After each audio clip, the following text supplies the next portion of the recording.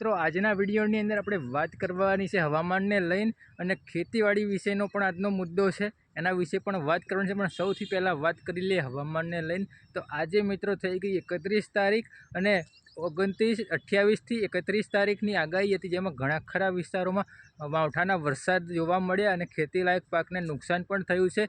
કોઈ જગ્યાએ જે પવનની સ્પીડ છે તે પણ વધારે જોવા મળી મિત્રો।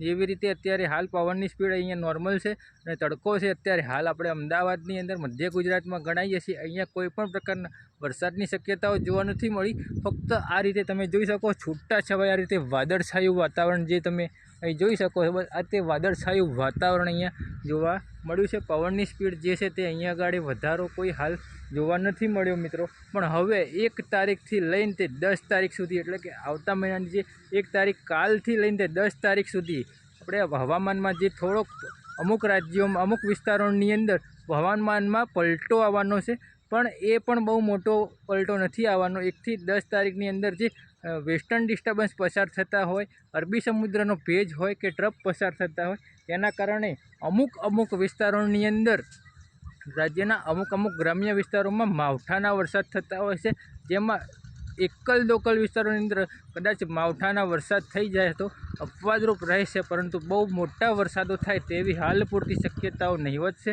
પરંતુ જે અત્યારે હાલ જે રાજ્યો જે પણ બી જિલ્લા વાઇઝ ડિસ્ટ્રિક્ટમાં વરસાદ પડ્યો છે અને જે પવનો ફૂંકાયા છે, જેના કારણે જે અત્યારે મોર ખરી ગયા છે, આંબાના મોર કેરીના પાકને મોટું નુકસાન થયું છે, જેમાં હવે ફરીથી કેરીના મોર આવે પાકમાં ત્યારે હવે પછી આગળ કેરી બાકી, એટલે અત્યારે હાલ પૂરતું તો નુકસાન જ ગણી શકાય। જેવી રીતે કે હું અહીંયા એક ડાળી થ્રુ બતાવવાનો પ્રયત્ન કરું, જેવી રીતે આ ડાળી થ્રુ હવે આની અંદર જે આ તમે મોર જોઈ રહ્યા છો, આ જે મોર છે આ મોર ખરી જતા હોય પછી ફરીથી જ્યારે આ મોર આવે ત્યારે પછી આંબા ઉપર કેરીઓ આવતી હોય છે। આ તો જો કે લીમડાનું ઝાડ છે, એટલે એને તો કોઈ લેવા દેવા નથી, પણ આ એક ફક્ત ડેમો માટે આપણે અત્યારે હાલ એક ખેતરમાં આવ્યા હતા અને આ ડેમો તમને બતાવવાનો પ્રયત્ન કર્યો મિત્રો। એટલે હવે 1 થી 10 તારીખ સુધી વરસાદ તો રહેવાનો છે, પરંતુ સાવ એકલ દોકલ વિસ્તારમાં વરસાદ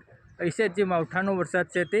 પણ જો વધારે વરસાદ પડશે એવી કોઈ વિશેષ માહિતી હશે તો નેક્સ્ટ વિડીયોની અંદર આપીશું। અત્યારે હાલ આ વિડીયોની અંદર તો આટલું જ મિત્રો।